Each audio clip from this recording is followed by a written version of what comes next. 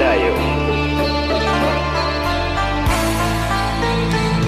Kalam hati hilangnya keimanan, kare hati membangga diri. Candu itu sifat nan kayo kanan bangsa, walante angan lapulai candu kami nan hidup di balik jauh para saya. Nanti aduh sampai bertenggang jadi korban, walante angan.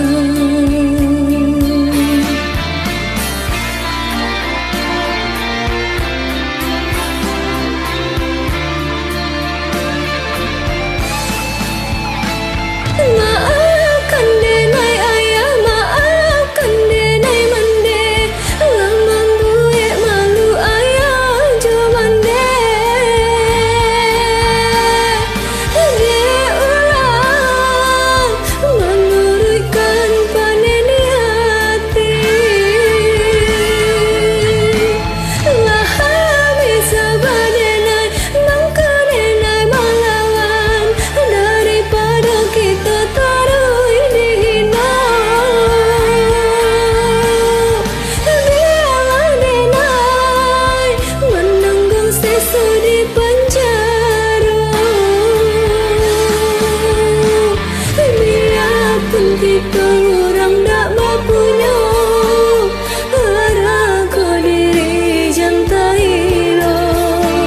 Biarpun kita orang tak berpunya, harago diri jantai lo, harago diri jantai lo.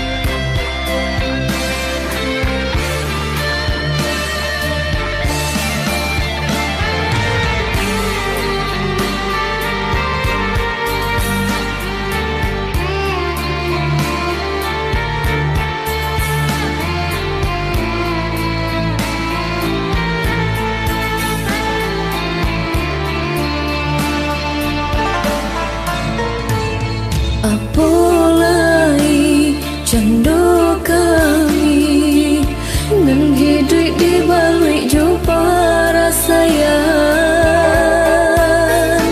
Nanti aduh sampai bertenggang jadi korban,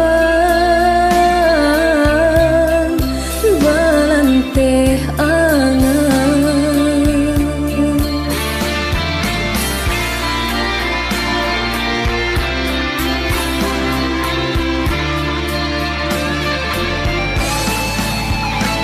Maafkan denai ayah, maafkan denai mande, lama buek malu ayah jo mande.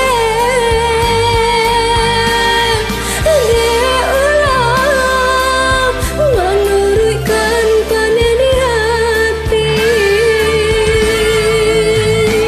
lah habis sabar denai mangka denai melawan, daripada kita taruh dihina. Biarlah denai menanggung sesu di penjara, biarpun kita orang tak berpunya, harago diri jantai lo. Biarpun kita orang tak berpunya,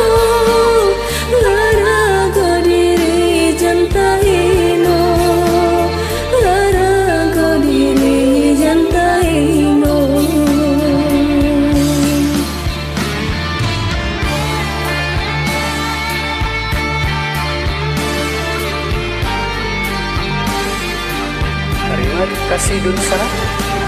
Wassalamualaikum warahmatullahi wabarakatuh. Waalaikumsalam.